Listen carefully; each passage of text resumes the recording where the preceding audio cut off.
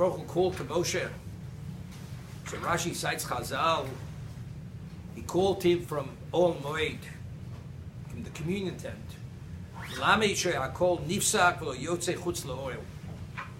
That the voice was interrupted, did not go beyond the tent. Maybe because the sound was at a low audible level. It says the kol, the sound, mal kol. Well, kol amafurish b'tilim.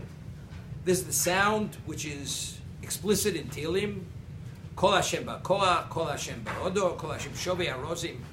It's the smashing, the all overwhelming, consuming sound.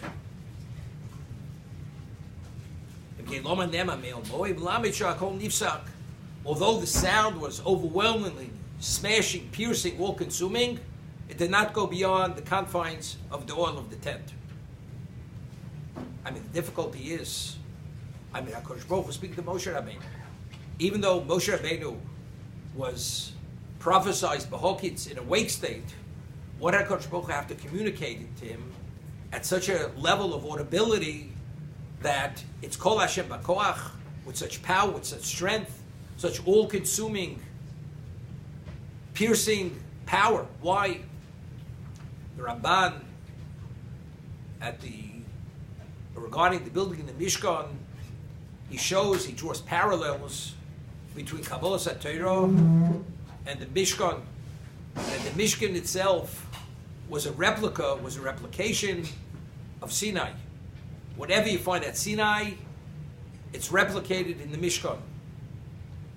The Mishkan had the Shechina, Osli Migdash Shachanti B'Socham. Hashem says, make for me a sanctuary so I dwell in your midst. The divine presence was the Mishkan. The divine presence, the Mishkan, was no less than at Sinai. Just as Sinai, there was fire, we have the gold, we have the Kruvim, we have the Kapores, the cherubs, the cover of the Aron, all that. And he draws all these parallels. So factually, at Sinai, what was the audibility of the sound? It was Kol Hashem B'Koach. The Torah was given in that context. The Torah was given, all the communication to Moshe Rabbeinu is Torah. That's Torah's Moshe. As the Rambam says, Moshe himself is the Novi Hashem, that whatever he says is synonymous with the word of Hashem. Therefore, as at Sinai, it was B'Koach, it was with power, Sheva Rozim, all that, identically, it was with the same context of power, all-consuming strength. That was the Kol.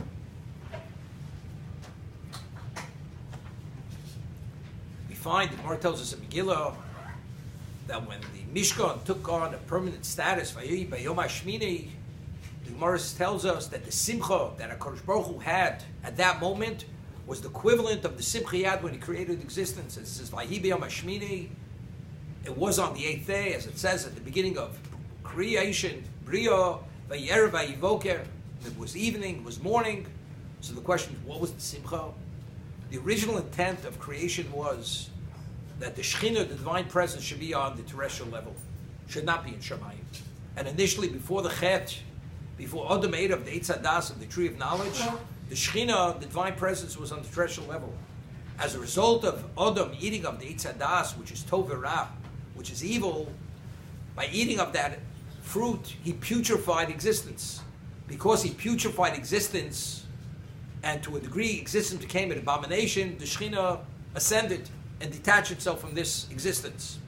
For the first time, other than Kabbalah Torah, to take on this permanent level in this existence, this was the Mishkan. So therefore, this is V'osli Migdash V'Shachanti B'Socham. So therefore, the Simcha HaKadosh Baruch Hu had at the time that Mishkan took on the permanent status, which was the day that Aaron and Bonav and sons were installed as Kohanim, it was the Simcha, was the equivalent of that, because finally, the Kavonas HaBriya, the intent of the Briya, that HaKadosh Baruch Hu should be Beino Adam, between his creations, between humans who have the Koach HaBechira, who have the ability to make choices, not like an angel, who's basically just, he does the Ratzon Hashem because he has no choice but to do the Ratzon Hashem. Or as the Rambam says, because he has such an absolute level of clarity, he can't do differently than do the Ratzon Hashem. He doesn't want to do differently. Therefore, this is his location. So as a result of that, this is the Mokum HaShechinah, is the location of the Shekhinah. So the question is, we find by Kabbalah Torah the world quaked. It quaked to such a point that the nations of the world, they came to Bilam and they said to Bilam, who's the Navi of the nations of the world is coming to an end. Of course, it's quaking to such a degree.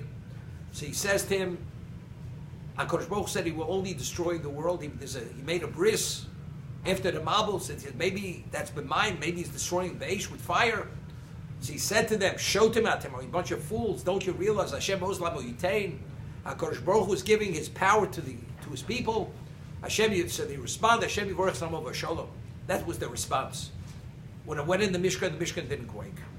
The Shekhinah is no less in the Mishkan than it was a Sinai. So why did Sinai quake? Why didn't the Mishkans quake? Didn't quake. It wasn't even noticeable when the HaKadosh Baruch Hu spoke to Moshe. It's Kol Hashem Shovei Arozim. It smashes cedars. Why did it quake?